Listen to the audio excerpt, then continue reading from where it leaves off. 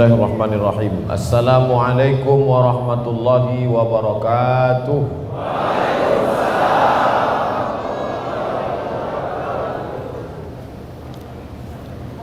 Berkumpul bersama orang-orang baik di tempat paling baik, membaca kitab yang terbaik dan tajuknya juga tentang umat terbaik, maka kita balas nikmat Allah ini dengan mengucapkan alhamdulillahi rabbil alamin.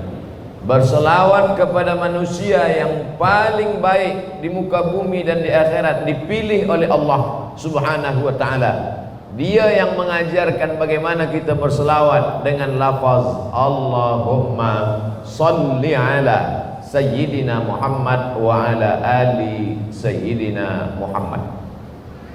Laisa minna, tidak termasuk umat Muhammad sallallahu alaihi wasallam, man lam yarham saghirana, kalau tidak sayang pada anak-anak, walam ya'rif syarafa kabirina, tidak hormat kepada orang yang layak untuk dimuliakan. Maka yang berhormat Datuk Haji Udah Haji Sulai, pembantu menteri kepada Menteri Undang-Undang dan Hal Ehwal Anak Negeri Sabah, yang juga bertanggung jawab kepada Hal Ehwal Islam. Yang berhormat Tuan Awang Husaini bin Datuk Haji Awang Sehari, Ahli Parlimen. Yang berhormat Datuk Seri Panglima Dr. Haji Hasbullah Haji Muhammad. Sahibus Samahah Datuk Haji Bungsu Aziz Haji Ja'far, Mufti Kerajaan Negeri Sabah. Yang berbahagia ahli-ahli Majlis Tinggi MUIS. Yang berbahagia Tuan Ramlan Haji Ali, Ketua Pegawai Eksekutif MUIS. Yang berbahagia Ustaz Haji Saiful Zaman. Yang berbahagia Tuan Pegawai Daerah. Hadirin hadirat muslimin muslimat, insyaallah kita semua dimuliakan Allah Subhanahu wa taala. Amin ya rabbal alamin. A'udzubillahi minasyaitonir rajim. Faqtulu anfusakum, bunuhlah diri kamu.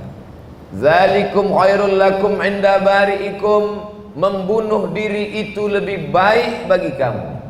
Fataba alaikum, Allah mengampuni dosa-dosa kamu. Manakala ayatnya dibaca oleh seorang dalam surah Al-Baqarah, faqtulu anfusakum, bunuhlah diri kamu, zalikum khairul lakum inda bari'ikum, itu lebih baik bagi kamu di sisi Tuhan Rabb kamu. Fataba alaikum, dengan membunuh diri itu maka Allah mengampunkan dosa-dosamu. Maka ayat ini adalah cara bertaubat minta ampun Bani Israel. Tajuk kita malam ini adalah keutamaan umat Muhammad sallallahu alaihi wasallam. Umat Muhammad sallallahu alaihi wasallam minta ampun, minta maaf, minta taubat bukan dengan membunuh diri, tapi cukup dengan mamin muslimin yuznibu dzamban, kalau ada orang silap salah buat dosa, summa yatatahhar, mandi taubat, summa yusalli rak'ataini, sembahyang solat sunat taubat 2 rakaat, usolli sunnat taubat rak'ataini lillahi ta'ala, summa yastaghfirillah, kemudian minta ampun kepada Allah, astaghfirullahalazim alladzi la ilaha illa huwal hayyul qayyum wa atubu ilaih. Yang lebih panjang, Allahumma anta rabbi la ilaha illa anta khalaqtani wa ana 'abduka wa ana 'ala 'ahdika wa 'ahdika mastata'tu, a'udzubika min syarri ma sana'tu, abu'u laka bi ni'matika 'alayya wa abu'u bi dhanbi faghfir li fa innahu la yaghfiru dzunuba illa anta. Bila tak hafal, gerak-gerakkan aja mulut.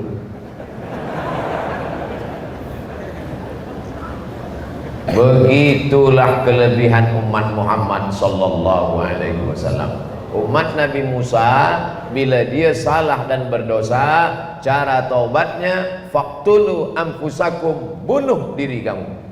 Tapi membunuh diri tak boleh. La taqtulu anfusakum, jangan kamu bunuh diri kamu. Innallaha kana bikum rahima, karena Allah sayang kepada kamu. Mengambil pisau, menikam ulu hati, tangkai jantung tak boleh. Tapi dalam syariat Bani Israel, bila ingin bertobat, cari orang lain yang juga ingin tobat. Awak ingin tobat? Tak, saya belum lagi, masih muda lagi. Cari agak tua sikit. Awak nak tobat? Ayo, saya pun nak tobat. Okey. Maka yang nak tobat ni bawa parang panjang, yang nak tobat satu lagi dia pakai pula pedang, nanti serentak kita mencincang leher. Dah? Udah. Bismillah. Yang celakanya kita cincang dia, rupa dia takut pula. Akhirnya tak jadi tobat. Cari satu lagi. Susah. Faqtulu anfusakum, bunuh diri kamu.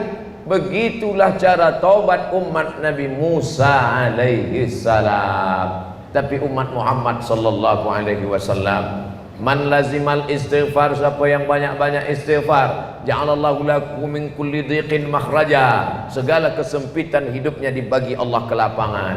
Wa min kulli hammin faraja, segala kesusahannya diberikan Allah solusi, jalan keluar setiap masalah. Wa razaqahu min haitsu la yahtasib, dibagi Allah jalan dari yang tidak disangka-sangka, jalan rezeki tak disangka-sangka. Allah bagi kemudahan, Allah bagi solusi masalah, Allah bagi pintu rezeki terbuka pagi, petang, siang dan malam. Mudah-mudahan kita termasuk orang yang bertaubat kepada Allah.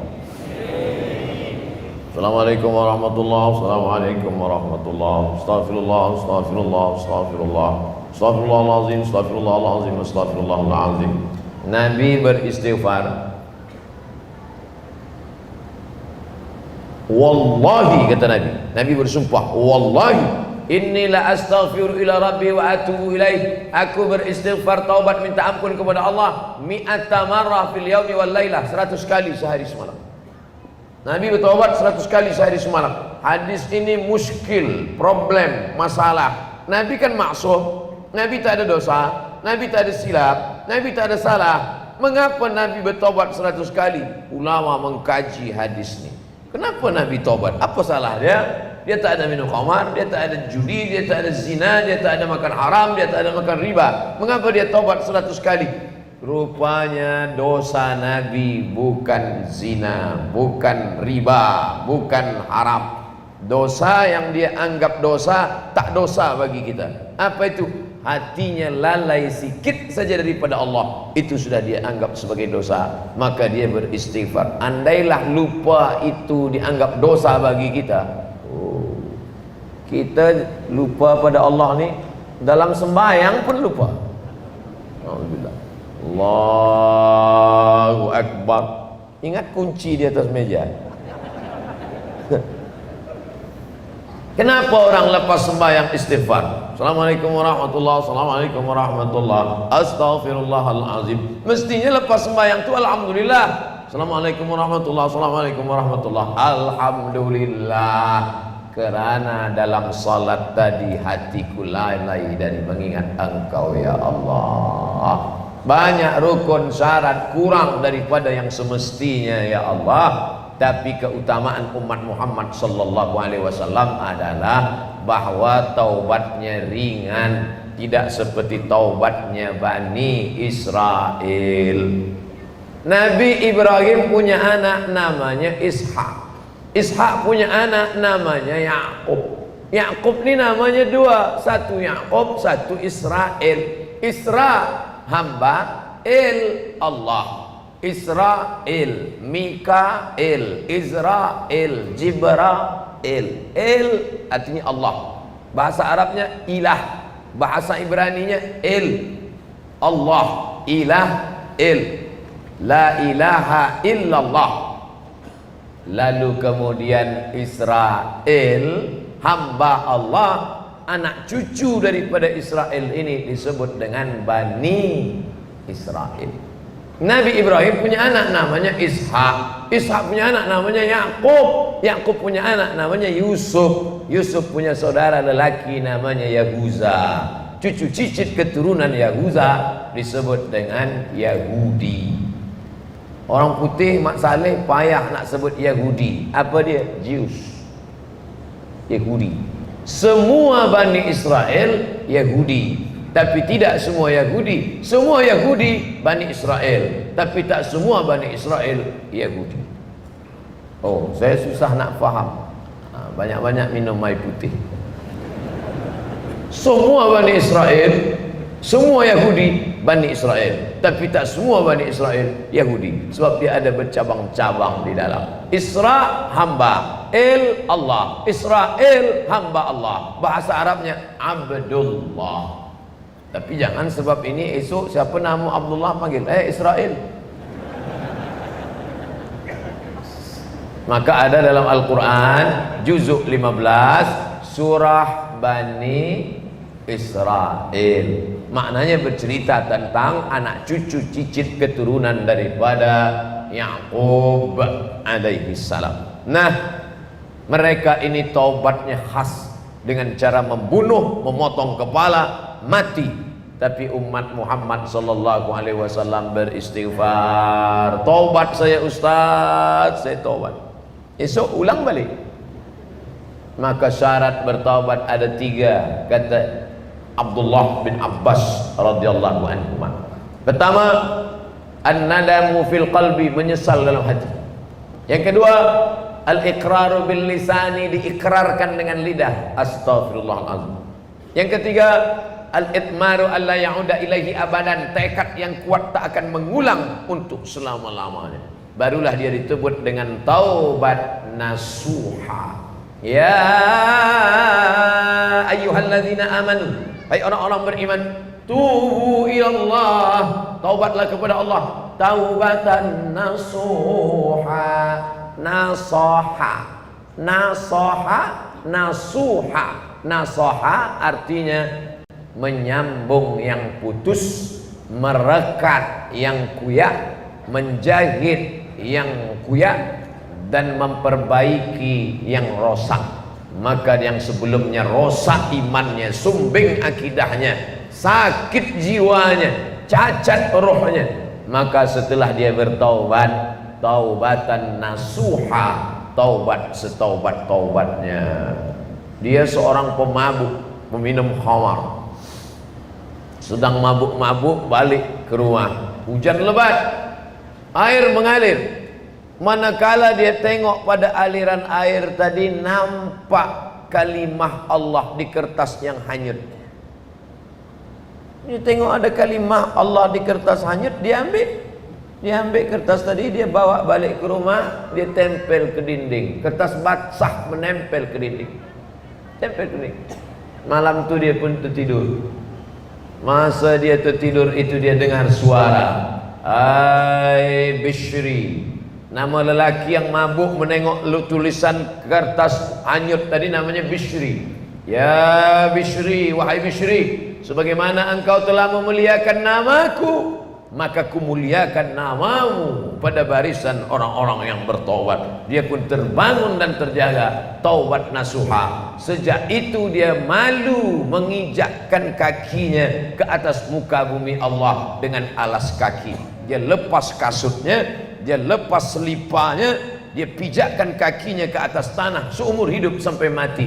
Orang yang tak guna kasut dan selipar disebut dengan Al-Hafi. Maka nama lengkap dia Bishri Al-Hafi, salah satu dari wali-wali Allah yang dulu peminum khamar, pemabuk, tapi diangkat Allah derajat karena memuliakan nama Allah subhanahu wa ta'ala. Oleh sebab itu mudah bagi Allah untuk membalikkan hati seorang hamba. Innama amruhu idza arada syai'an ayyaqula lahu kun fayakun. Ada lagi lelaki namanya Malik bin Dinar. Malik raja, dinar duit. Malik bin Dinar, raja, anak duit. Oh, nama hebat. Bolehlah kalau ada yang malam ni hamil, lahir nanti bagi anak. Raja, anak duit. Malik bin Dinar minum khamar, mabuk, berjudi, berzina, buat segala macam dosa dan maksiat, sampai akhirnya dia punya anak perempuan sangat disayang, buah hati, belayan jiwa, dipeluk cium. Tapi manakala anak tadi berumur 3 tahun, 4 tahun, 5 tahun, sedang sayang-sayangnya, dicabut Allah nyawa anak kesayangan tadi, mati meninggalkan dunia. Biasanya orang kalau anak mati meninggal dunia dia taubat. Malik bin Dinar biasa dia minum khamar, lepas anak dia mati minum khamar makin banyak, Sebab dia nak lupakan masa lalu. Bila dia sadar dia sedih, minum balik. Bila dia sadar dia sedih, minum balik. Sampai akhirnya suatu malam dia bermimpi nampak anak tadi di alam akhirat. Dia nak masuk ke dalam neraka, datang anaknya yang perempuan kecil tadi menarik tangannya, dan saat kemudian dia masuk ke dalam neraka, begitu dia terjaga terbangun, dia tengok tangannya melepuh. Saat itulah dia berpikir, mimpi masuk neraka pun melepuh, apa lagi masuk betul? Maka dia pun bertaubat. Jadi sebenarnya mudah saja Allah buat orang bertaubat. Ustaz, bila begitu Allah mudah buat orang bertaubat, kenapa sekarang tak ada orang mimpi masuk neraka jaga termelepuh? Mengapa orang tak lagi ada hanyut kalimah Allah dia tempel di dinding, kemudian malam datang suara? Kisah-kisah Nabi, kisah wali-wali diceritakan Allah, diceritakan Rasulullah, disampaikan para ulama dalam kitab-kitab mawa'iz, kitab-kitab nasihat, kitab-kitab tausiah, kitab-kitab akhlak, kitab-kitab tasawuf. Gunanya kita ambil sebagai iktibar, pelajaran, supaya telinga yang mendengar, mata yang memandang, hati yang berpikir, kepala yang merenung, hati yang berenung, kepala berpikir, mengambil pelajaran. Fa'tabiru ya ulil absar, ambillah pelajaran wahai orang-orang yang punya absar, pandangan, mata, hati, batin, qalbu, roh, nafs, jiwa. Mudah-mudahan kita termasuk orang yang bertaubat dan tak perlu membunuh diri karena kita bukan Bani Israel. Amin ya rabbal alamin. Dah habis 15 menit. Saya biasa 60. Lepas tu jawab soal. Pertama, keutamaan umat Muhammad SAW, taubatnya cukup istighfar, tak perlu bunuh diri.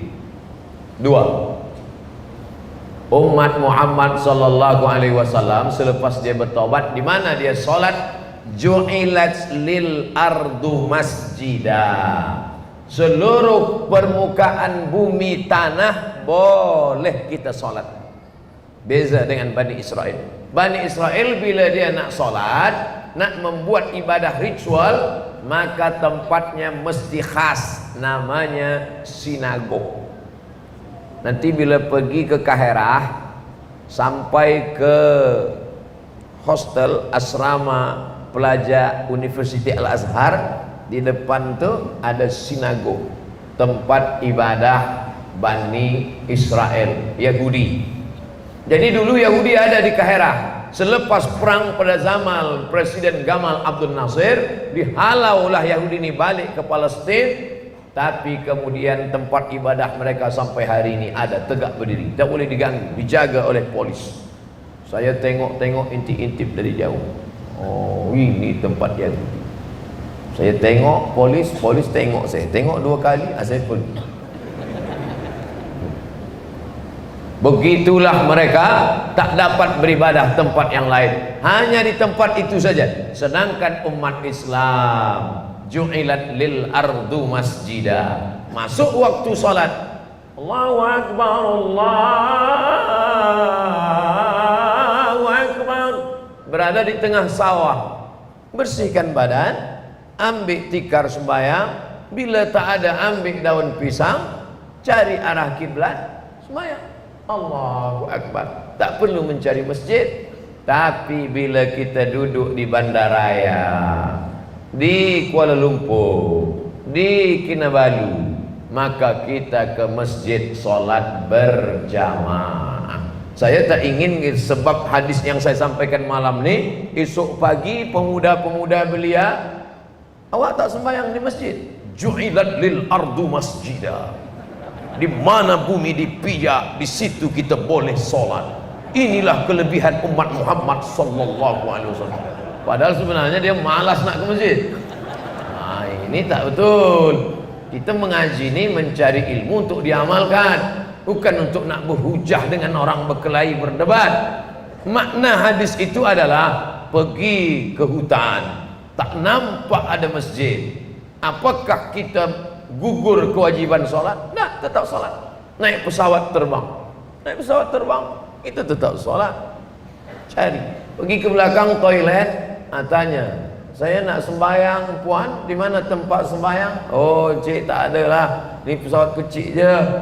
Pesawat besar memang ada tempat sembahyang, tapi pesawat kecil ni tak ada. Duduklah di kerusi. Duduklah. Allahu Akbar, Allahu Akbar, Sami Allahu liman hamidah, Allahu Akbar. Katanya kening mesti menempel ke lantai. Ustaz, mana ada lantai? Tak ada. Yang pula ambil meja tu sebab tak ada. Darurat. Ad-darurat tubihul mahzurat. Ada setengah orang tak nak solat di pesawat. Bila kita tanya, kenapa awak tak sembahyang di pesawat? Bila tak ada air, tak ada debu, tayamum tak boleh, wuduk tak boleh, macam mana nak sembahyang? Berarti dia berpegang pada mazhab Hanafi. Mazhab Hanafi gugur kewajiban sembahyang sebab alat untuk toharah tak ada, debu tak ada, air tak ada. Tapi di dalam toilet tu ada air. Bila semua nak sembahyang 400 orang, habislah meletup pesawat, basahlah lantai. Maka kata mazhab Hanafi, tak ada debu, tak ada air, maka gugur kewajiban solat. Sedangkan mazhab Hambali pula lawan daripada mazhab Hanafi.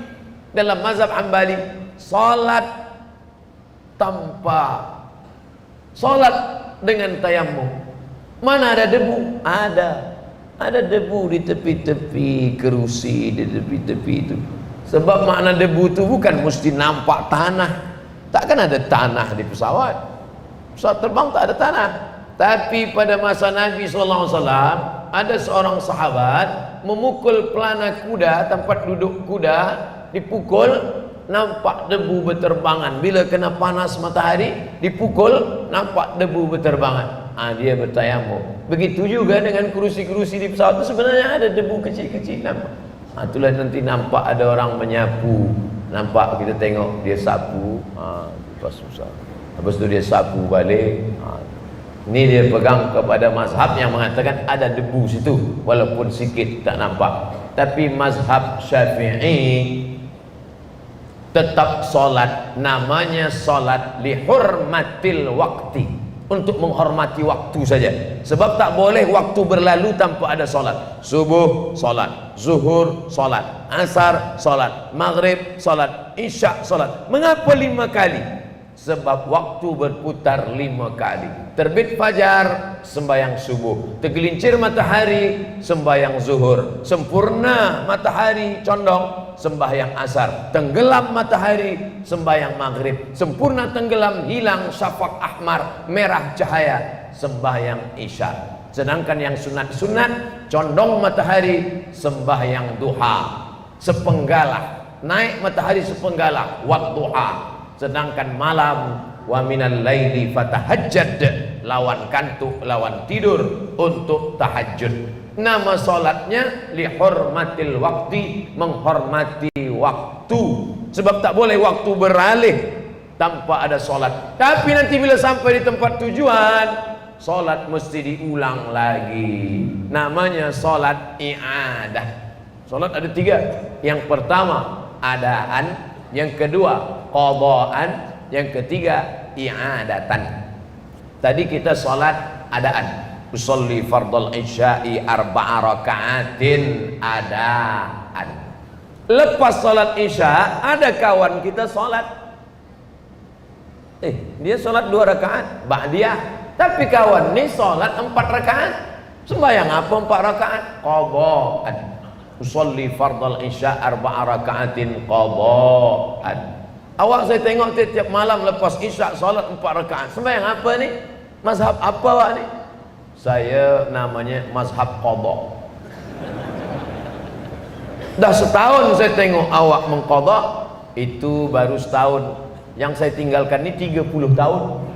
29 lagi masih ada. Itu namanya qadha, mengganti yang tinggal yang lampau. Satu lagi namanya i'adah. I'adah itu solat yang tadi dilaksanakan itu tidak sah karena tidak cukup rukun dan syarat, tapi dilaksanakan juga untuk lihurmatil waktu, menghormati waktu. maka tak boleh waktu kosong hampa. Jadi nanti bila ada yang naik pesawat dia tak sembahyang, oh dia mazhab Hanafi.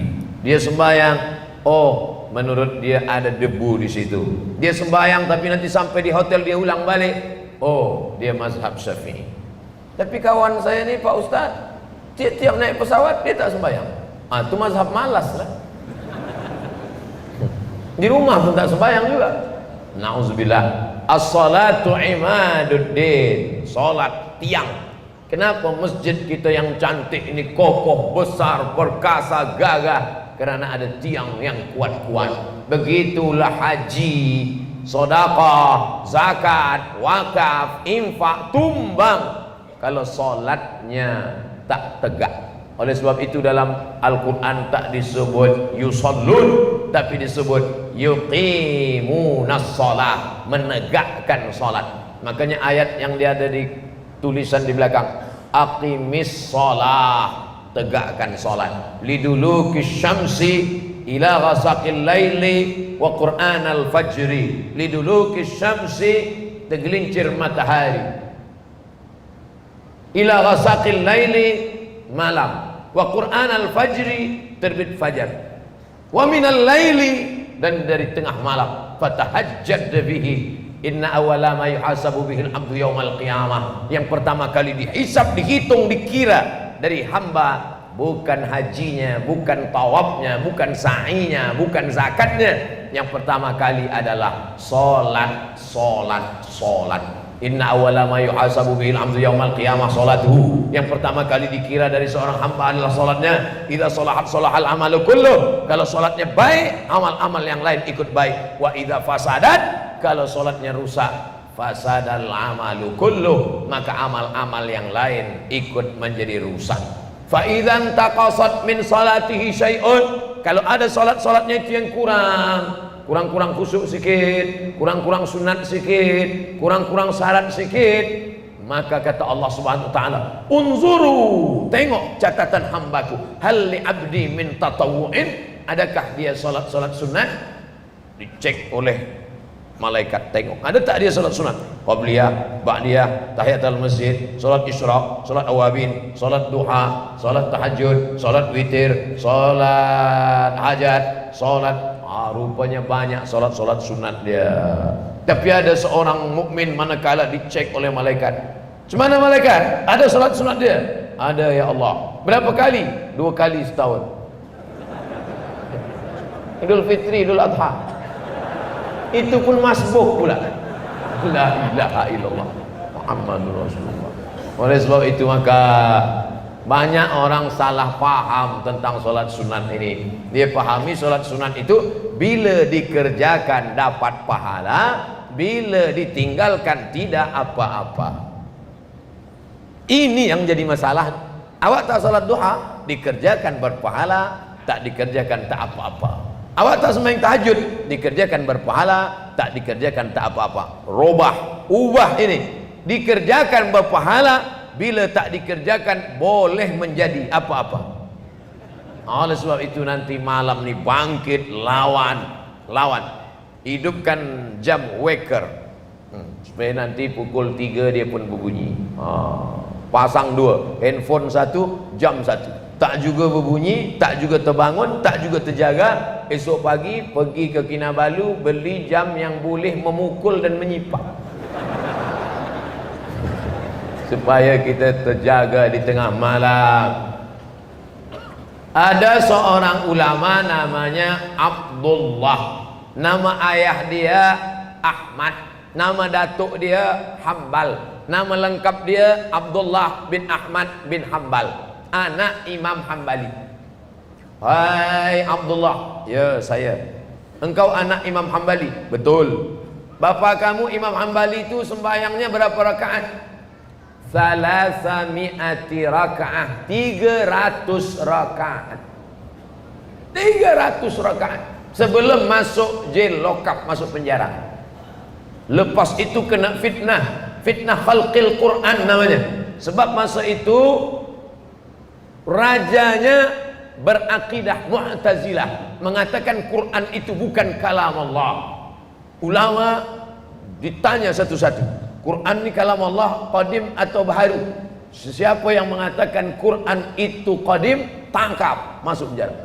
Imam Ahmad bin Imam Hambali ditanya, Hambali, Quran ini qadim apa baharu? Quran itu qadim, kalam Allah, masuk penjara. Selepas keluar dari penjara diseksa, ayah saya sembahyang sunat 150 rakaat duduk. Sebelum penjara 300 rakaat tegak. Diseksa dalam penjara 150 rakaat duduk. Kita malam ini kita sedang mengukur diri kita. Jadi kalau ada orang Islam sehat, tak pernah masuk penjara, berdoa kepada Allah, wa adkhilnal jannata ma'al abrar, masukkan aku dalam surgamu bersama Imam Ahmad bin Hambal. Kata Imam Ahmad bin Hambal, awak nak satu tempat dengan saya 300 rakaat, awak 3 rakaat witir, itu pun malam Ramadan saja. Malam pertama sampai 10, malam ke-20 ada mulai hilang lah. Malam-malam ujung-ujung mulai datang balik. Maka kita ni sebenarnya jauh daripada ulama. Nah, dalam umat Muhammad sallallahu alaihi wasallam, ju'ilat lil ardu masjida, tidak terhalang had, tak ada batas, tak ada limit bagi umat Muhammad sallallahu alaihi wasallam. Sembayang di atas pesawat, sembayang di atas kereta kuda, sembayang di atas kebun, sembayang, tak ada tempat. Tapi bila ada masjid, maka salatlah di masjid. Tadi sebelah kiri, masa keluar dari Kinabalu, saya tengok ada tulisan, singgahlah ke masjid kerana jam. Aduh, kata dia, tunggulah, nanti dah lepas lalu jam ni. Elok juga, singgah ke masjid, solat dulu, hati lapang, pikiran sempit. Sebab bila kita balik ada jam, susah, caci maki, supaya serapah, stres, depresi, mati muda, gila. Sebab itu sembahyang lapang dada. Allahu Akbar, inna salati wa nusuki wa mahyaya wa mamati lillah. Lepas itu turun balik, jam juga lagi, tunggu je lah. Saudara yang dimuliakan Allah subhanahu wa ta'ala, orang yang solat tidak merubah keadaan. Jam tetap jam, solat pun jam, tak solat pun jam. Bukan berarti lepas solat jam hilang, tetap jam. Orang solat sakit, tak solat pun sakit. Bezanya apa? Beza dia menghadapi masalah itu. Di situ letaknya. Orang yang tak solat menengok jam, hon, caci maki, kenapa begini, stres, sakit. Sedangkan orang yang solat dia tengok, oh, subhanallah, subhanallah, subhanallah. Agak lama sikit, subhanallah. Tetap ada sikit, tapi tak banyak. Kalaupun dia marah-marah juga, tapi marah dia subhanallah, kata dia. Allahumma salli ala Sayyidina Muhammad wa ala ali Sayyidina Muhammad. Kata-katanya tetaplah hikmah, yang keluar dari mulutnya tetaplah tasbih, tahmid, takbir, tahlil. Tasbih subhanallah, tahmid alhamdulillah, takbir Allahu akbar, tahlil la ilaha illallah, bismillahilladzi la yadurru ma'asmihi syai'un fil ardi wala fis sama. Zikir, zikir, zikir. Dia gantungkan tasbih di atas cermin kereta. Bila jam dicabut balik. Kadang-kadang banyak pula kereta ni lebih lama bertasbih daripada yang punya kereta. Oleh sebab itu maka kita mesti menggunakan ini, bertasbih, menenangkan hati. Ala bi zikrillah, dengan banyak-banyak berzikir mengingat Allah, tatmainnul qulub, hati menjadi tenang. Dah habis 15 menit. Pertama, taubatnya tak perlu bunuh diri, istighfar. Kedua, sembahyangnya di mana-mana merata di atas muka bumi boleh, tak perlu mencari satu tempat khas seperti sinagog Yahudi umat Nabi Musa. Ketiga, yang pertama kali masuk ke dalam surga, sebelum masuk ke surga, hisab. Sebelum itu semua, ketika tegak di padang mahsyar, tegak berdiri. Yaumal tafatis saqu bis-saq, hari itu betis berjumpa dengan betis. Di masjid Kita duduk lutut jumpa dengan lutut. Lutut Tuhan jumpa dengan lutut Tuhan. Tapi nanti kita di padang mahsyar bukan lutut jumpa dengan lutut, tapi betis jumpa dengan betis. Sebab apa? Tegak berdiri. Kita bukan tamu kehormatan yang diberi sila duduk. Saya di mana-mana tempat di Sabah, sila duduk Ustaz Somad, sila duduk Ustaz Somad. Tapi di padang mahsyar engkau tegak saja Abdul Somad. Betis berjumpa dengan betis, tegak berdiri. Datang orang menghadap Nabi Adam alaihissalam. Adam, tolong kami Adam. Tak sanggup kami tegak ni Adam. Panas terik sejengkal dari kepala. Ada yang tenggelam kerana peluhnya sampai ke lutut. Ada yang tenggelam kerana peluhnya hingga ke pinggang. Ada yang tenggelam kerana peluhnya hingga ke leher. Tolong kami Adam. Kata Adam, aku malu menghadap Allah. Karena dulu kata Allah, la taqraba hadhihi syajarah. Jangan dekati buah kuldi. Aku bukan dekati. Kata Allah, jangan dekati. Aku bukan dekati, aku makan. Allah melarang Adam, la taqraba hadhihi syajarah. Jangan dekati pokok ini. Bukan dia dekati, dia makan. Tapi kemudian dia sadar. Itulah doa dia yang kita baca tiap pagi, petang, siang, malam. Rabbana zalamna anfusana wa illam taghfir lana wa tarhamna lanakunanna minal khasirin. Itulah doa yang tak doa. Mana nih Ustaz? Doa tak doa? Coba tengok. Mana ada Adam minta di situ? Tak ada Adam minta, ya Allah ampunkan dosaku, tak ada. Coba kita baca terjemahan. Rabbana zalamna, kami sudah menzolimi diri kami. Saya dengan istri saya makan buah kuldi. Anfusana, diri kami. Wa illam taghfir lana, kalau kau tak ampuni kami.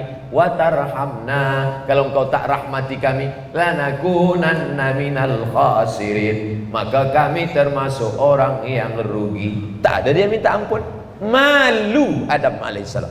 Malu, ini akhlak Nabi. Aku malu menghadap Allah. Datang mereka menghadap Nabi Nuh alaihissalam. Nuh, ya, ini kami sudah tak telap lagi, tak mampu lagi di padang mahsyar ni panas. Cobalah engkau menghadap Allah Nuh. Kata Nabi Nuh, aku malu menghadap Allah. Aku ada anak lelaki namanya Kan'an. Masa datang hujan, aku ajak anakku ke atas sampan. Ya bunayya rkab ma'ana, wahai anakku Kan'an, marilah naik ke atas sampan ayah. Apa kata Kan'an? Sa'awi ila jabalin ya'simuni minal ma'. Aku tak perlu naik ke sampan ayah, aku cukup naik ke atas bukit dan aku selamat. Sombong, angkuh.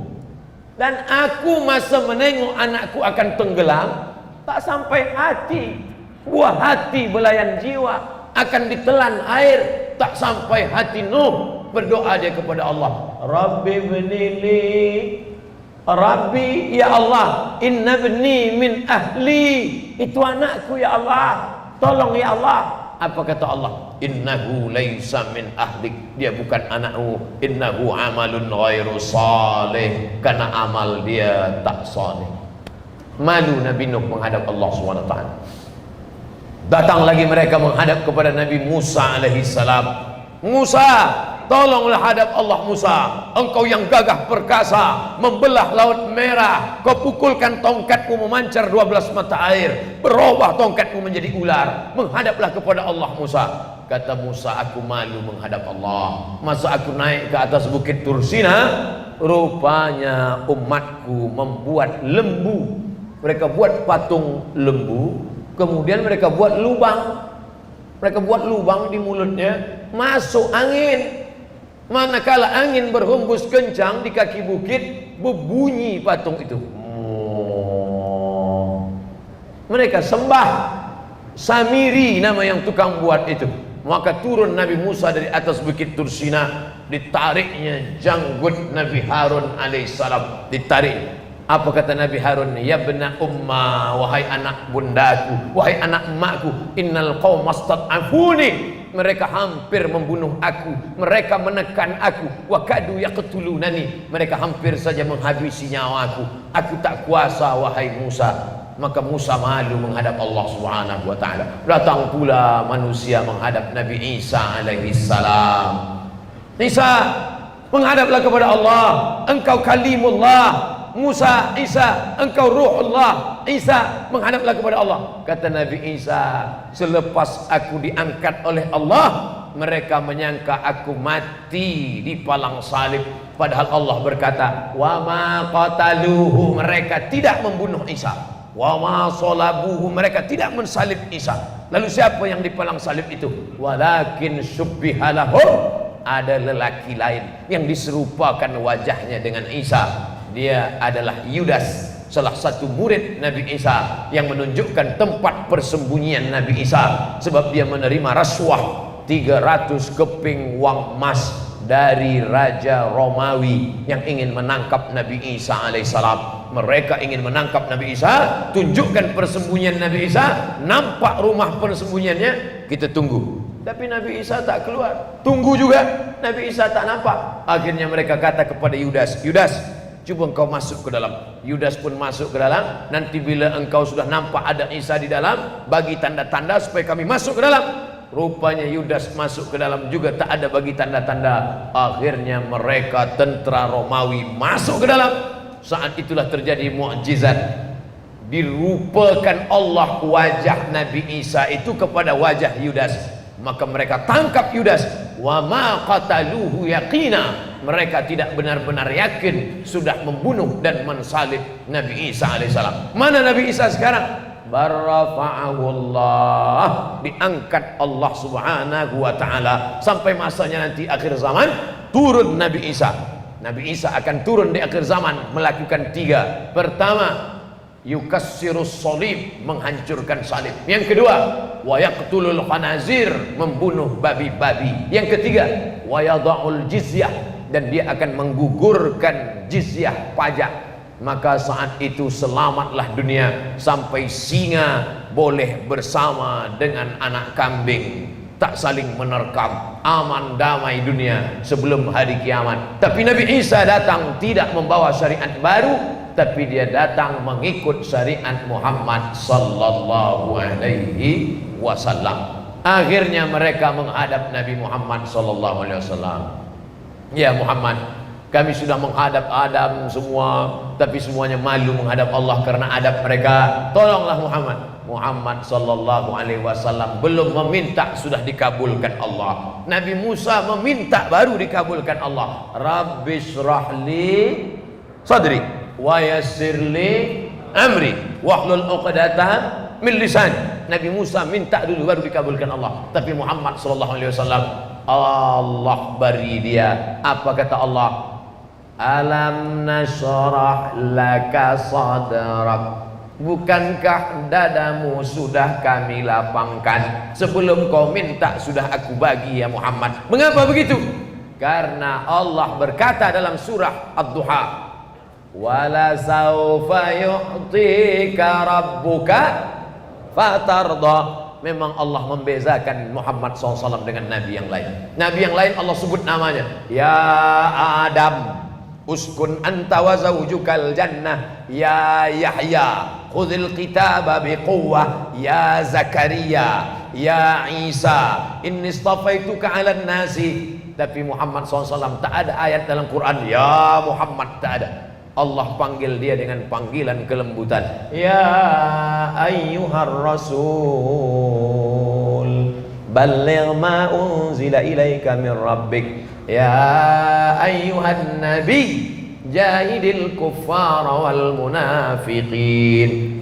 Allah pun menggunakan kelembutan, maka kita pun tak menyebut dia Allahumma salli ala sayyidina, Allahumma salli ala nabiyyina, Allahumma salli ala syafi'ina, Allahumma salli ala maulana, Allahumma salli ala nabiyyina wa syafi'ina wa maulana wa sayyidina Muhammad sallallahu alaihi wasallam. Saya pun tak ada tadi dipanggil. Mari kita dengarkan tazkirah yang akan disampaikan oleh Al-Fadil Abdul Somad. Belum pernah selama di Sabah nih, tiba-tiba saya dipanggil, mari kita dengarkan tazkirah yang akan disampaikan oleh Abdul Somad. Tak ada. ada adab, ada akhlak. Allah pun mengajarkan kita berakhlak kepada Nabi Muhammad sallallahu alaihi wasallam. Akhirnya macam mana? Muhammad sallallahu alaihi wasallam lah yang sanggup menghadap Allah kerana dia suci bersih. Dan akhirnya apa keistimewaan umat dia? Umat engkau yang paling kecil, umat engkau paling pendek umurnya, umat engkau paling pendek badannya, tapi umat engkau yang dulu masuk ke dalam surga. Ini keutamaan umat Muhammad sallallahu alaihi wasallam. Habis 15 menit. Cepat betul waktu kita. Yang terakhir last 15. Apa dia? Ada Bani Israel siangnya perang, malamnya ibadah. Siangnya perang, malamnya ibadah. La ya'sunallaha tarfata 'ainin. Tak pernah bermaksiat pada Allah walaupun sekedip mata. Oh, berapa lama? Samanuna sanah, 80 tahun. Hebat. 80 tahun malamnya ibadah, tak tidur, siangnya jihad, tak rehat. Malam tak tidur, siang tak rehat, hanya makan dan rehat sekejap saja selama 80 tahun. Mendengar cerita itu, sahabat-sahabat Nabi tertunduk, sedih. Macam manalah nasib kami umat Muhammad sallallahu alaihi wasallam ini, sedangkan umur kami tak sampai 80. Umur Nabi kami cuma 63, sedangkan umur kami pula tak sampai 63. Si fulan mana? 40 diabetes, mati. 50 jantung. Kenapa sakit jantung? Banyak orang sakit jantung. Pernah tak tuan mendengar, Sanu kenapa meninggal? Kena gatal. Sakit jantung. Sebab makanan, sebab banyak kolesterol, sebab banyak gula, sebab banyak daging kambing, sebab banyak macam-macam penyakit. Semakin hebat hospital, makin besar doktor, makin banyak, ternyata nyawa makin tak tertolong. Cakap saya ini salah apa betul? Sebut aja betul. Tapi kalau salah, luruskan. Bila engkau luruskan orang di depan orang banyak, kau sedang bukakan aib dia. Tapi bila engkau nasihati dia antara 2 mata, 4 mata, maka saat itu engkau sedang menunjukkan kekeliruan, kesalahan dia. Begitulah hamba Allah.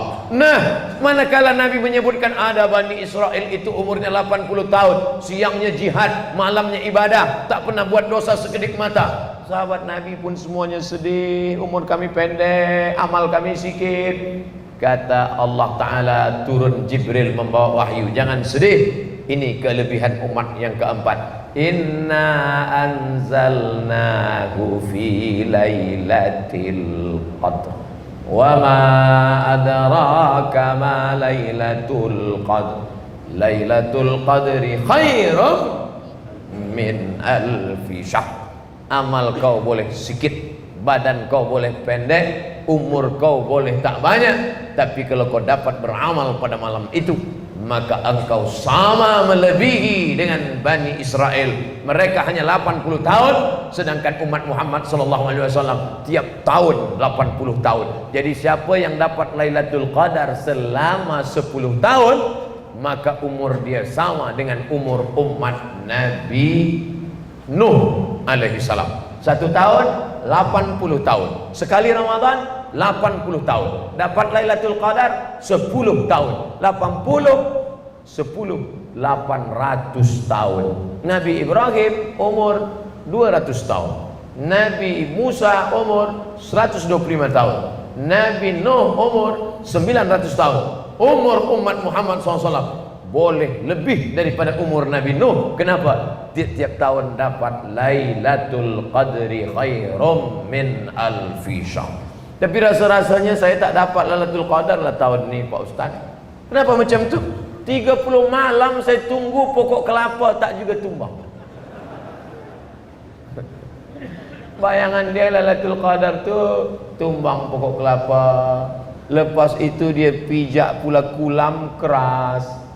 Alhamdulillah Ustaz Abdul Somad, rasa-rasanya saya dapat Lailatul Qadar. Sebab apa? Malam tadi pukul 1 saya terjaga nak minum Saya tengok nak tuangkan air, beku. Beku. Rupanya bini dia bersihkan peti sejuk. Dia kata beku sebab Lailatul Qadar. Lailatul Qadar itu bukan itu maknanya.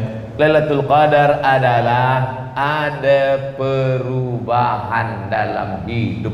Berubah dia. Sebelum dapat Lailatul Qadar bakhil, pelit. Selepas Lailatul Qadar berbagi saja. Dia wakafkan semua. Itu pengerusi masjid, itu tanah-tanah itu saya wakafkan semua. Tanah itu saya wakafkan. Tanah siapa tuan? Tak tahu. Mana boleh wakaf tanah orang? Tanah kita lah. Alhamdulillah Ustaz Somad, dulu sebelum dia dapat Lailatul Qadar ni, celana dia pun ponggol pendek saja. Lepas dapat Lailatul Qadar ni pakai kain panjang. Ini banyak orang mengaku dapat Lailatul Qadar, tak ada perubahan. Sebelum dapat Lailatul Qadar seluar pendek. Lepas dapat Lailatul Qadar tak berseluar sama sekali. Apa ni? Allah tak bagi tahu siapa yang dapat taubat nasuha. Allah tak bagi tahu siapa yang dapat haji mabrur. Allah tak bagi tahu siapa yang dapat salat wusta. Allah tak bagi tahu siapa yang dapat Lailatul Qadar. Supaya apa? Supaya dia merasa dia belum dapat apa-apa. Kita merasa taubat kita belum diterima Allah. Kita merasa haji kita belum mabrur. Ini banyak orang menilai ibadah dari muka. Balik jamaah dari Makkah, ni nampaknya mabrur Ustaz. Sebab apa? Putih, gemuk. Rupanya di Makkah tak pernah keluar masjid, tidur kat hotel. Patutlah muka bersih.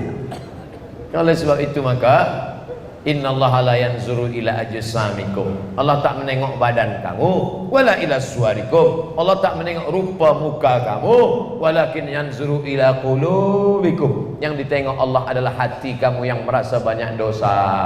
Tuan-tuan sudah tua. Saya ni pula disebut tua belum, muda pun dah lalu. Banyak dosa. Nampak budak kecil, engkau belum ada dosa nak. Sedangkan aku ni banyak dosa. Nampak orang kafir, bila Allah bagi hidayah pada engkau, engkau masuk Islam bersyahadat, maka catatan amal engkau bersih, putih. Sedangkan aku ni sudah banyak dosa. Menengok orang dengan pandangan kita jauh lebih rendah, hina, dina, miskin, papa, tak ada apa-apa. Ma tawadha'a, bila orang itu tawaduk rendah, illa rafa'ahu Allah, maka Allah mengangkat darjah dia. Mudah-mudahan kita termasuk orang yang tawaduk rendah. Apalah Ustaz Somad ni cerita tawaduk rendah hati, dia pun sombong, dia duduk ke atas, orang tua di bawah. Saya memanglah pengerusi masjid bagi kerusi. Kalau tak bagi saya duduk kat bawah juga. Cubalah ambil ni, saya duduk kat bawah. Ini dibuat kerusi ini supaya jamaah boleh tengok. Ada pula kamera, nanti yang di bawah tu boleh menengok Ustaz Abdul Somad. Itu dia. Bukan kita nak angkuh, nak sombong. Sebab orang yang angkuh sombong semuanya dalam keadaan mati terhina. Semua yang angkuh sombong mati terhina. Fir'aun mati terhina. Apa tak hina? Mati batu. Bila ada kita baca si fulan mati disambar petir. Oh, hebat. Sambar petir. Puh. Ini tak? Fir'aun mati batu. Masuk ke dalam Laut Merah, mati. Namrus masuk nyamuk ke telinga. Masuk nyamuk ke telinga, mati. Qarun mati ditelan tanah, habis sama rumah-rumahnya sekali. Saking hebatnya harta Qarun, bila ada orang di sawah menggali tanah, dia gali tanah tiba-tiba saja cangkul berbunyi. Tengok ada periuk emas, dia tarik. Orang sawah akan sebut ini harta Qarun. Padahal Qarun di Mesir. Takkan periuk dia sampai ke Sabah. Tapi begitulah kayanya Qarun. Kaya Qarun. Tapi sampai hari ini lama hidup banyak dirasa, jauh berjalan banyak ditengok. Belum pernah saya jumpa dengan orang, kenalkan Ustaz Abdul Somad, nama saya Qarun. Nama saya Fir'aun. Tak ada. Apa maknanya? Memakai nama dia pun malu. Sampai hari kiamat tak akan ada nama orang Qarun dan Fir'aun.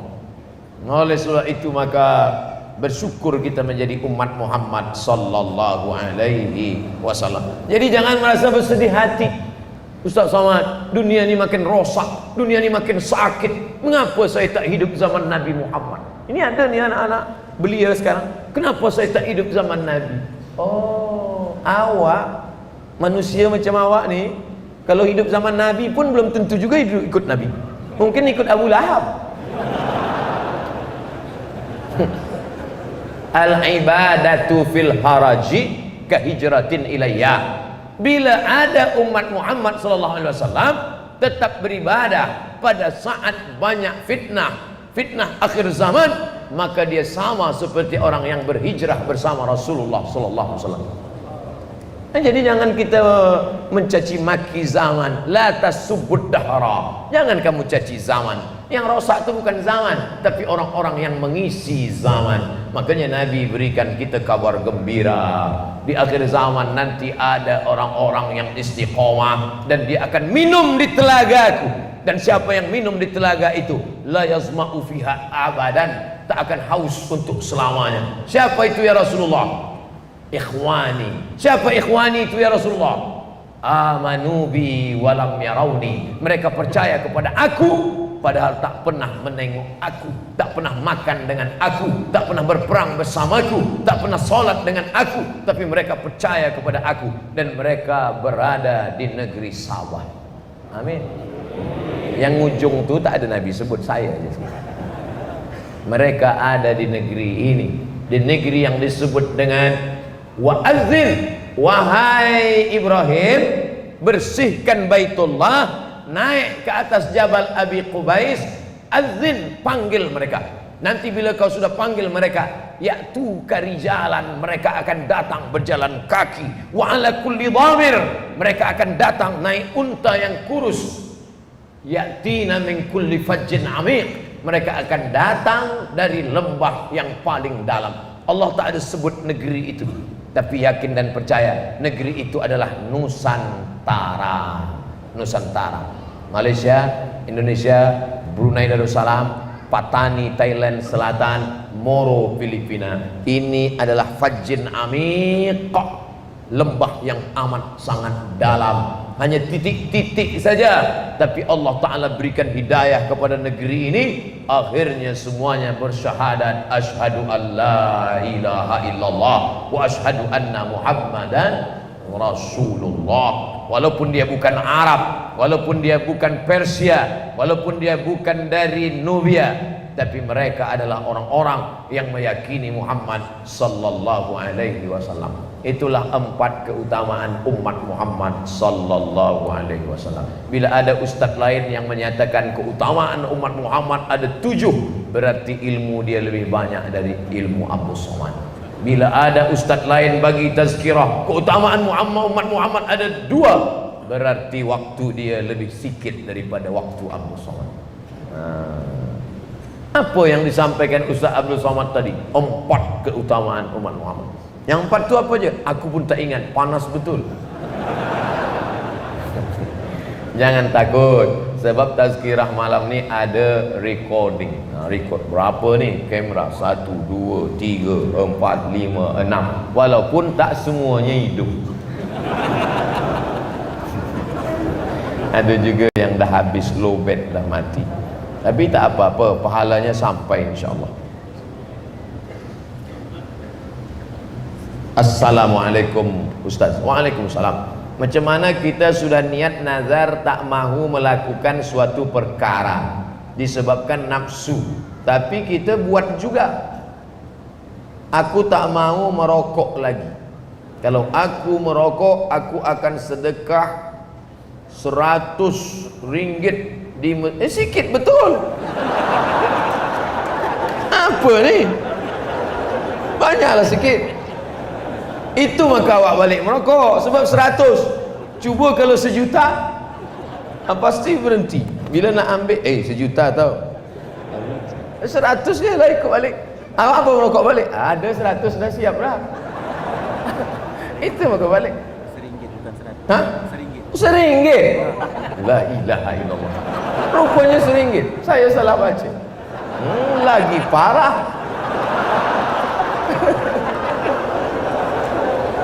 Tapi disebabkan nafsu kita buat juga lagi. Ini bukan main-main. Ini nazar nih. Ini nazar.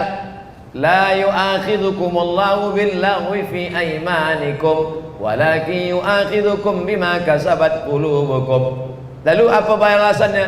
Fakaffaratuhu, cara menebus kafarah, it'amu asharati masakin, bagi makan 10 fakir miskin. Au kiswatuhum, bagi 10 pakaian. Au tahriru raqabah, bebaskan budak hamba sahaya. Faman lam yajid, siapa yang tak ada, fasiyamu salasati ayyam, puasa 3 hari. Sumpah dengan nazar sama cara menebusnya. Maka hati-hati dalam bernazar, hati-hati dalam bersumpah. Nanti kita disebut orang-orang tua dulu kena makan sumpah. Ku tengok engkau ni macam kerakap tumbuh di batu, hidup segan mati tak mau makan sumpah, kata dia. Na'udzubillah. Maka jangan sembarangan bersumpah. Berjanji begitu juga. Sebab orang yang mengingkari janji, maka dalam Islam diajarkan apa kata Allah? Sifat orang yang walladzina hum li furujihim hafizun. Tapi sifat orang yang beriman itu apa dia? Walladzina hum li amanatihim wa ahdihim ra'un. Menjaga janji. Saya berjanji tak akan merokok lagi. Jaga janji. Tapi kalau dia nazar, saya bernazar tak akan merokok lagi, tiba-tiba dia langgar, bayar nazar tadi. Kalau gitu saya janji aja lah Ustaz.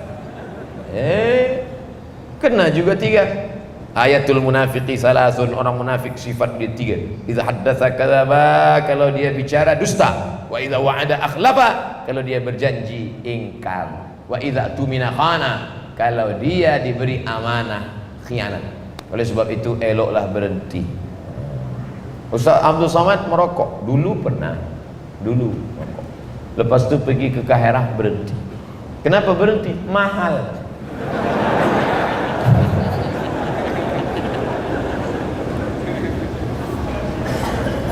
Apa pandangan Ustaz tentang jamaah tabligh? Maulana Ilyas, Maulana Zakaria Kandahlawi, ulama hadis dari India, tak boleh bagi tazkirah macam ini ramai-ramai. Bila bagi tazkirah ramai macam ini, maka akan ditangkap. Jadi bagaimana cara ulama ahli hadis Maulana Zakaria Kandahlawi, Maulana Ilyas berdakwah?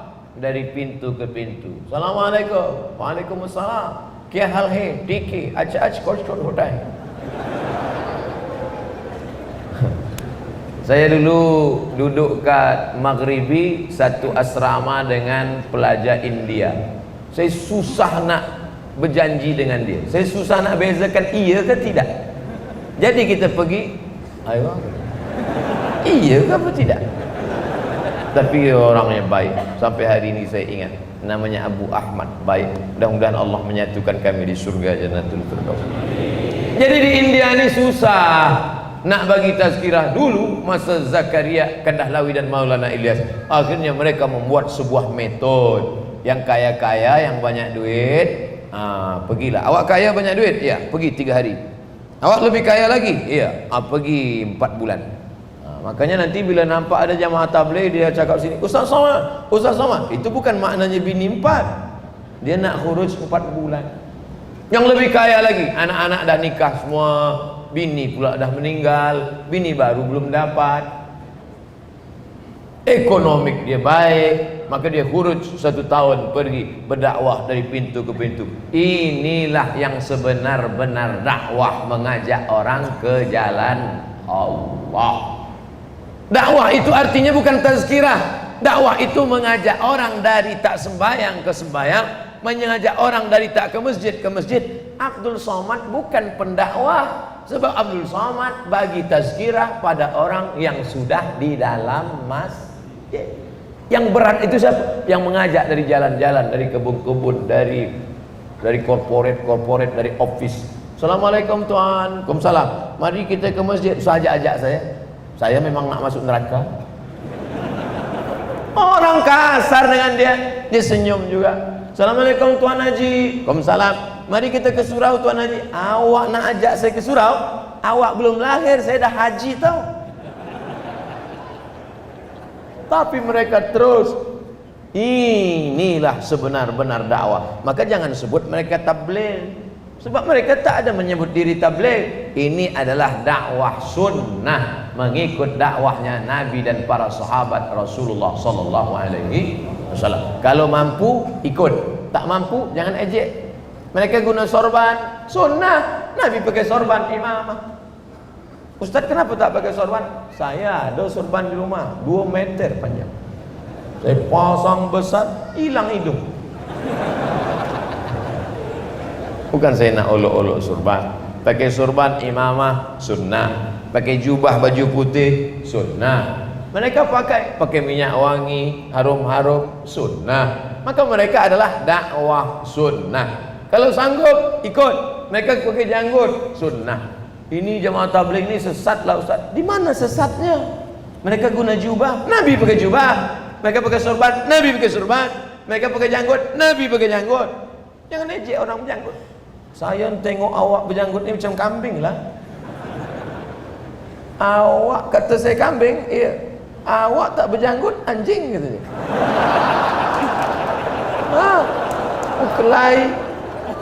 Berkelahi sesama orang Islam dalam masjid. Yang gelak siapa? Yang tak sembahyang. Kenapa mereka berkelahi dalam masjid? Gara-gara bulu. Elok kita tak ke masjid, kata dia. Oleh sebab itu mesti kita jaga. Bila sanggup ikut. Bila tak sanggup jangan ejek. Diam lebih baik. Ini dah tak sanggup mengejek pula. Na'udzubillah. Dalam ceramah Ustaz Abdul Somad sebentar tadi disebut bukan mazhab, yaitu bertaklid pada satu daripada mazhab 4 ilmu fiqh. Kebelakangan ini ada penceramah melalui video dalam tulisan buku oleh ustaz-ustaz yang tertentu menyatakan tak perlu bertaklid kepada mazhab, tapi terus saja pada Al-Quran dan hadis. Bahwa kata mereka menyamakan kepada mereka yang bertaklid kepada mazhab disamakan seperti Saint manusia suci, holy man dari Nasrani, seperti Saint Paul, kemudian Luke, John, Peter, hafaz juga dia, dan lain-lain. Saya dhaif, lemah ilmu, bahasa Arab kurang-kurang, hadis banyak tak hafaz, maka saya ikut Quran, ikut hadis, tapi mengikut pemahaman ulama. Dalilnya fas'alu ahla zikri, tanya orang yang tahu bila engkau tak tahu. Kereta rosak, bawa tempat orang betulkan kereta. Ekon rosak, bawa betulkan pada orang yang paham ekon. Agama dia rosak, dia nak betulkan sendiri. Iya kau hafaz hadis. Imam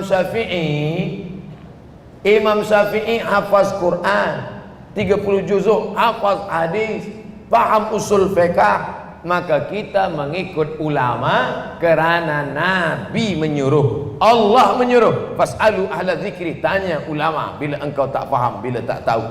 Kita ikut ulama kerana Nabi menyuruh. Al ulama warasatul anbiya.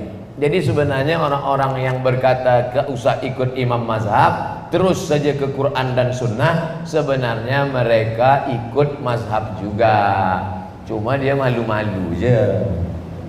Mufti Saudi Arabia namanya Syekh Abdul Aziz Ibnu Baz. Ingat baik-baik, Mufti Saudi Arabia namanya Syekh Abdul Aziz Ibnu Baz, atau popular dengan nama Bin Baz. Apa kata Bin Baz dalam majmu' fatwanya? Saya bermazhab Hambali. Bin Baz bermazhab Hambali. Jadi bila ada orang hari ini berkata saya terus saja ke Quran dan sunnah, oh awak imam mazhab kelima. Hanafi, Maliki, Syafi'i, Hambali, awak yang kelima. Bila saya dalam tazkirah mengatakan saya tak ikut imam-imam mazhab, saya terus saja ke Quran dan sunnah, saya baca Quran, saya baca sunnah, saya keluarkan hukum, maka saya sedang membuat mazhab kelima, mazhab Somadi. Na'udzubillah. Apakah Ustaz Abdul Somad ahli kitab dulu di zaman Nabi Isa itu ada persamaan dengan akidah ajaran Nasrani yang sekarang ini? Ahli kitab itu dulu sebelum datang Nabi Muhammad sallallahu alaihi wasallam. Selepas datang Nabi Muhammad, mereka masuk Islam. Ka'bul Ahbar. Siapa lagi? Abdullah bin Salam. Siapa lagi? Maria Al-Qibtiyah. Siapa lagi? Sofiyah binti Huyai bin Akhtab. Maka mereka semuanya masuk Islam karena dalam kitab sucinya dikatakan ya'ti mim ba'dismuhu Ahmad, akan datang Nabi sesudah aku, dia bernama Ahmad. Yang menyebut itu adalah Nabi Isa alaihissalam. Maka manakala datang Nabi itu, mereka pun menengok, inilah dia. Abu Thalib membawa Muhammad sallallahu alaihi wasallam. Kecil lagi, belum jadi Nabi. Nak berniaga ke negeri Syam, tapi karena panas terik, maka anak kecil tadi di bawah bernaung di samping atap tempel dia. Lepas itu keluarlah Bahira dari dalam. Bahira menengok budak kecil, dia tanya, ya rajul, lelaki, man hadha, siapa budak kecil ini? Kata Abu Thalib, ibni, ini anak saya, ini anak saya. Kata Bahira, kalau memang betul kitab yang aku baca, anak ini bukan anak engkau, sebab ayah dia dah mati manakala dia dalam perut ibunya. Dari mana engkau tahu? Kata Abu Thalib, dalam kitab kami disebutkan. Dari mana engkau tahu dia Nabi akhir zaman? Karena aku melihat 3 tanda yang tak ada pada budak lain. Pertama, pokok kayu bersujud. Kedua, batu-batu bersimpuh. Ketiga, ada awan yang dari tadi menaungi dia. Bawa budak ni balik ke Makkah, jangan bawa ke negeri Syam, kerana di negeri Syam sudah banyak Yahudi yang akan membunuh dia, kerana mereka tak suka kepada dia. Mengapa mereka tak suka pada dia? Karena dia anak cucu Ismail, sedangkan mereka menunggu anak cucu Ishaq. Alladzina atainahumul kitab, ahli kitab, ya'rifunahu kama ya'rifuna abna'ahum. Mereka mengenal Muhammad sallallahu alaihi wasallam seperti mereka mengenal anak kandung mereka sendiri. Falamma ja'ahum ma arafu, ketika sudah datang yang asli, yang original itu, kafaru bih, mereka kafir, ingkar kepada dia karena tak sama darahnya dengan mereka. Mereka ingin menunggu-nunggu anak keturunan Ishak, yang datang pula anak keturunan Ismail alaihi salam. Selalunya dalam tulisan dan ceramah, di kursus atau tidak Allah mengubah nasib suatu kaum kecuali mereka mengubah nasib kaum itu. Adakah arti ayat ini sebegitu Pak Ustaz? Ini bukan kursus, ini ayat Quran. Innallaha la yughayyiru ma biqaumin hatta yughayyiru ma bi anfusihim. Allah tidak akan merubah suatu kaum sampai kaum itu sendiri yang mengubah nasibnya. Allah bagi kita telinga, Allah bagi kita mata, Allah bagi kita hati, Allah bagi kita kepala, Allah bagi kita kudrat, Allah bagi kita iradat. Pakailah untuk beramal. Maka bangkitkan semangat, ekonomi maju, politik Islam, lalu kemudian kita jaga ukhuwah Islamiyah, bangga menjadi seorang muslim, anak-anak jauhkan daripada dadah, terubah ini semua dari jahiliyah kepada Islam, maka Allah akan bagikan pertolongan. Hasbunallah wa ni'mal wakil, ni'mal maula wa ni'man nasir, wala haula wala quwata illa billahil aliyil azim. Jika tidak istighfar selepas sholat, tapi alhamdulillah. Selepas sholat, assalamualaikum warahmatullahi wabarakatuh, assalamualaikum warahmatullahi wabarakatuh, alhamdulillah.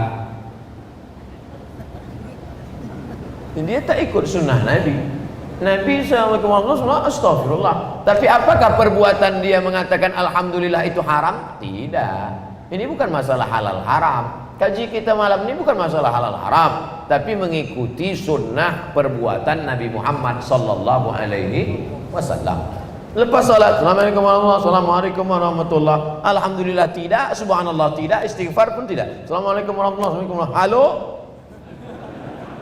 tak masalah, sebab salat dah selesai. Salat itu kan dibuka dengan takbir, ditutup dengan salam. Lepas salam habis. Lepas salam habis. Yang masalah itu sebelum salam dia bercakap, itu baru Allahu Akbar. Ya, sedang sembahyang ni. Itu baru tak boleh. Apa hukum solat fardu mengikut imam solat sunat? Maka jangan masbuk. Maka ikut sembahyang dari awal. Azan datang ke masjid. Tapi manakala kita mungkin lambat sebab jam, sampai ke masjid nampak ada orang tegak, kita tak tahu dia entah sembahyang apa, takkan kita tanya, awak sunat ke wajib? Dia sedang sembahyang, maka kita bagi tahu dia. Cara bagi tahu dia, tepuk bahu dia. Itu maknanya saya nak ikut awak, I follow you lah. Nah, kita pula bila ada orang tepuk bahu kita, kita kuatkanlah. Bila malam, kuatkan Fatihahnya, Alhamdulillahirabbil alamin. Bila zuhur, kuatkan takbirnya, Allahu Akbar, Sami Allahu liman hamidah. Gitu. Walaupun kita tak semazhab dengan dia. Yang pula bila ada orang tepuk, kita cakap. Lepas salam, Assalamualaikum warahmatullahi, Assalamualaikum warahmatullahi. Awak tak tahu ke? Saya tadi tahiyatul masjid tau. Saya tahiyatul masjid. Awak sembahyang zuhur. Menurut mazhab Syafi'i, salatnya sah. Mana dalil? Oh, ini orang sekarang kan macam tu. Mana dalil? Dalil pertama, Nabi solat dengan sahabat di masjid. Lepas solat dengan sahabat di masjid, Nabi balik ke rumah. Sahabat tadi duduk. Lepas itu datang orang kampung sahabat tadi. Kata orang kampung dia, kami belum sembahyang. Kalau gitu ayo kita sembahyang. Awaklah jadi imam, sebab awak dekat dengan Nabi. Dia sembahyang sekali lagi. Orang yang sudah sembahyang sekali Isya, dia sembahyang sekali lagi, maka sembahyang yang dia kedua itu adalah sunat. Sedangkan makmumnya wajib. Itulah dalil boleh imamnya sunat, makmumnya wajib menurut mazhab Syafi'i. Tapi Hanafi, Maliki, Hambali tak boleh. Hanafi, Hambali, Maliki mesti sama sejalan. Sedangkan mazhab Syafi'i boleh imamnya sunat, makmumnya wajib. Dalil kedua, Nabi jadi imam salat khauf saat perang. Nabi jadi imam salat khauf, salat zuhur pertama 2 rakaat. Pasukan barisan pertama, pasukan barisan kedua. Pasukan pertama sembahyang, pasukan barisan kedua memegang tombak senjata. Mana tahu ada musuh datang. Selepas salam, pasukan kedua mundur ke belakang, pasukan yang awal maju ke depan. Nabi solat sekali lagi. Nabi solat yang pertama tadi wajib, Nabi solat yang kedua itu sunat. Itu dalil imamnya boleh sunat, makmumnya wajib menurut mazhab Syafi'i. Orang mazhab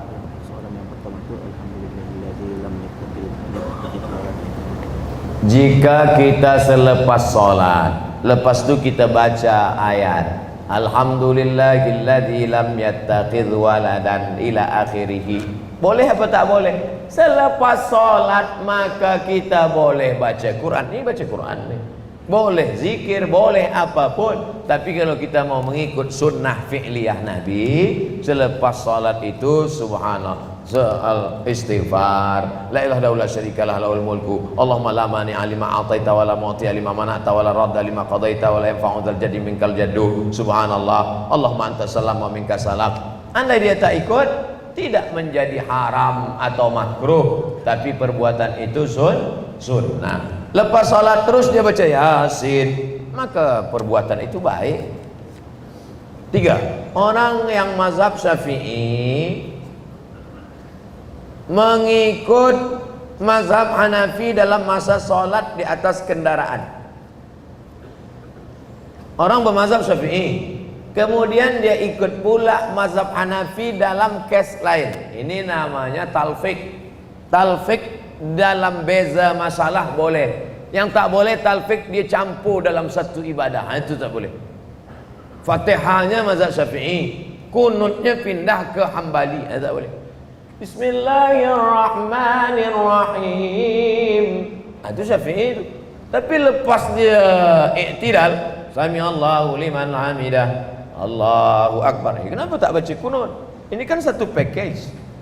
Bila dari awalnya Syafi'i, maka ujungnya tetap Syafi'i. Adapun wuduknya Hambali, salatnya Syafi'i, maka beza qadiyah boleh. Buka kitab Al-Fiqhul Islami wa Adillatuh dalam muqaddimah pembahasan masalah talfiq. Talfiq artinya campur mazhab.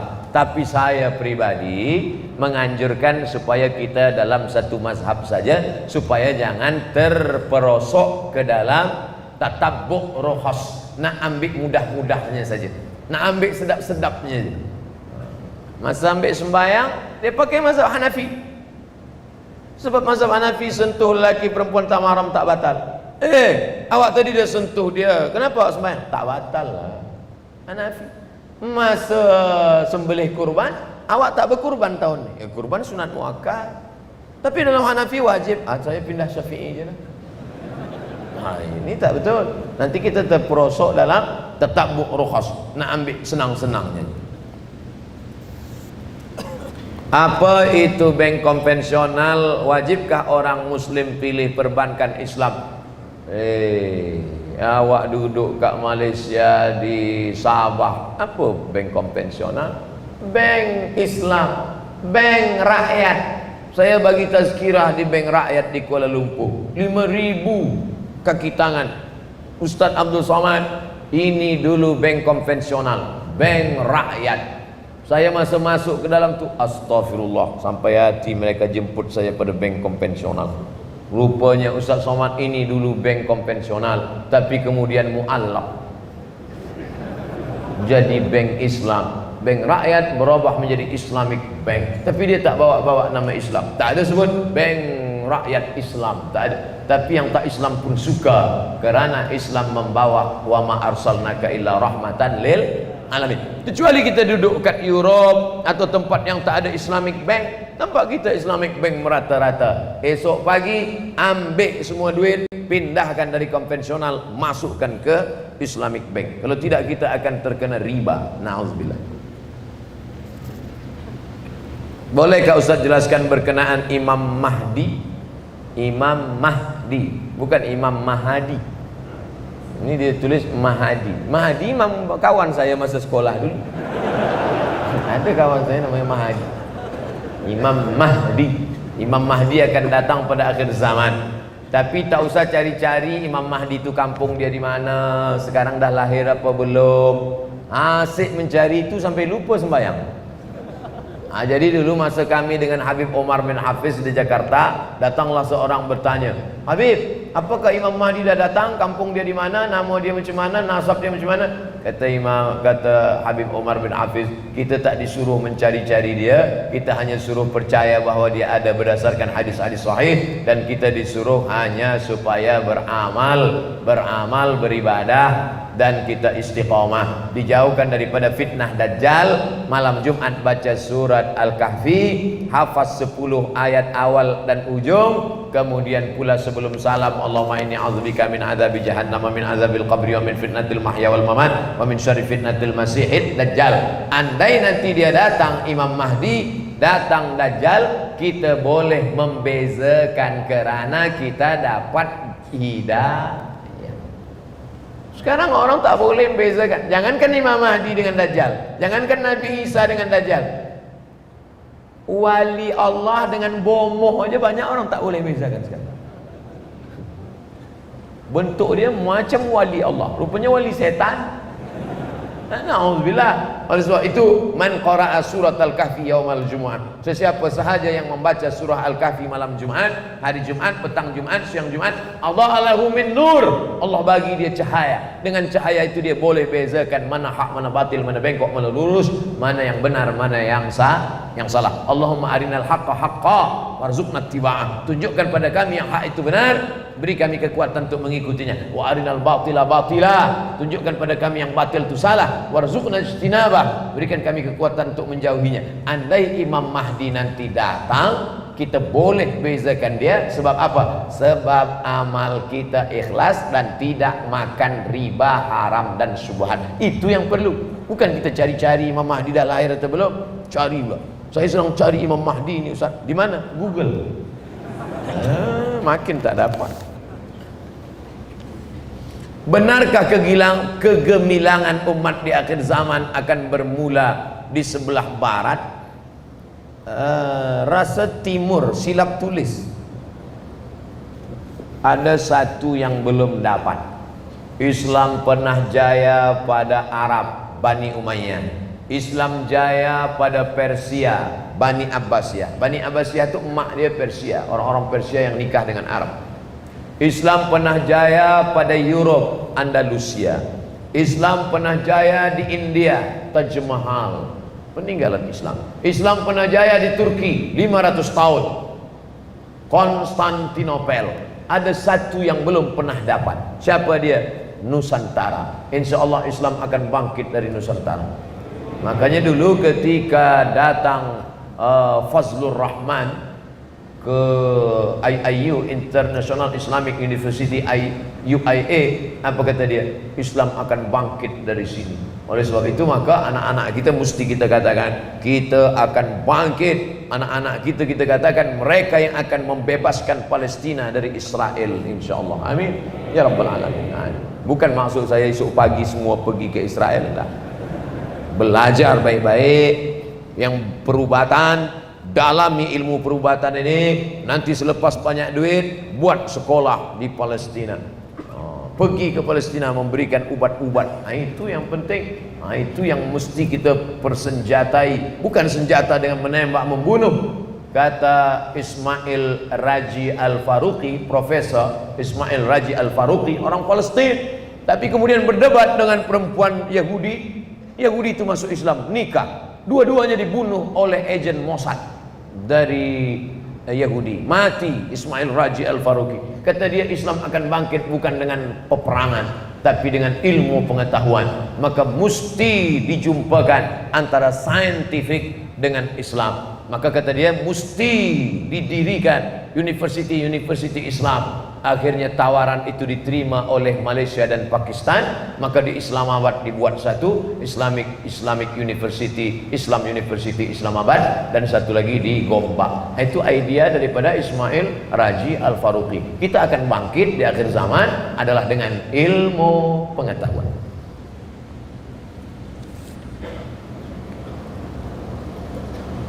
Saya ingin tanya tentang shaf dalam sholat. Apakah sah sholat jika shaf terlalu berjarak? Kerana ada satu tempat, ya saya sewaktu tarawih shaf perempuannya semuanya satu orang satu sajadah. Oh, satu sajadah bukan untuk satu orang. Bila kita sholat di masjid, satu sajadah, satu tikar sembahyang, satu tikar sembahyang. Banyak orang silap, lalu satu tikar sembahyang tu untuk dia saja. Bila ada orang lain pijak, awak dah lalu sempadan lah. Jadi dalam solat itu qadamun bi qadamin, mangkibun bi mangkibin. Bahu jumpa dengan bahu, mangkibun bi mangkibin, bahu dengan bahu. Qadamun bi qadamin, kaki dengan kaki. Bahu dengan bahu tak masalah, sebab ada kain. Bahu saya jumpa dengan bahu tuan tak masalah, sebab ada kain. Nanti yang muncul ada masalah sikit, kaki jumpa dengan kaki. Awak rasa geli lah gitu dia. Maka bila sekali kita rapat dia agak gesel sikit, usah apa lagi. Nanti asyik nak urus kaki je lah. Dia reka sikit. Jangan sampai jauh betul. Sampai satu tikar sembahyang satu orang, satu tak betul. Rapatkan. Maka imam tak boleh angkat takbiratul ihram sebelum dia tengok. Tengok dia pandang ke belakang. Sawus sufuf, luruskan saf. Istawu a'tadilu, lurus dan rapat. Saddul furaj, saddul halal, tutup celah, jangan sampai ada. Setelah dia tengok lurus, Rapat. Itu kenapa tak isi? Saf 2 maju ke depan. Yang sampai ada kosong. Terus. Baru takbiratul ihram. Tapi tak perlu pula dia tengok sampai satu-satu tu. Dulu ada pelajar macam itu, bila dia jadi imam, dia tengok satu-satu. Rupanya ada satu yang tak sabar, maju dia ke depan. Allahu Akbar. Kena kudeta. Oleh sebab itu maka ini syarat. 2 hadis tentang shaf ini. Yang pertama, sawu sufufakum fa inna taswiyatas sufuf min tamamis shalah. Satu lagi, fa inna taswiyatas sufuf min iqamatis shalah. Pertama, tak sempurna salat kalau tidak shaf rapat dan lurus. Yang kedua, min iqamati salat, tak tegak salat. Salat itu terlaksana tapi tak tegak menurut tuntunan Quran dan sunnah Rasulullah sallallahu alaihi wasallam. Sedangkan kita disuruh menegakkan salat, aqimis salat, tegakkan salat. Oleh sebab itu maka luruskan shaf, buat pelatihan imam, buat supaya imam, khatib, alim ulama, supaya tapi insyaallah di negeri kita ada MUIS, ada mufti, ada jawatan agama Islam, ada sekolah-sekolah agama, maka tidak diragukan lagi ini akan kita jaga tentang masalah shaf ini insyaallah. Amin ya rabbal alamin. Itulah tazkirah kita pada malam yang berbahagia ini. Lebih kurang 90 menit kita bersama, mudah-mudahan bernilai amal soleh insyaallah. Amin ya rabbal alamin. Di akhir majlis mari kita sama berdoa mengharapkan rahmat dan ridha Allah ala hadhihi niyyah wa kulli niyatin salihah. Al-Fatihah. A'udzubillahi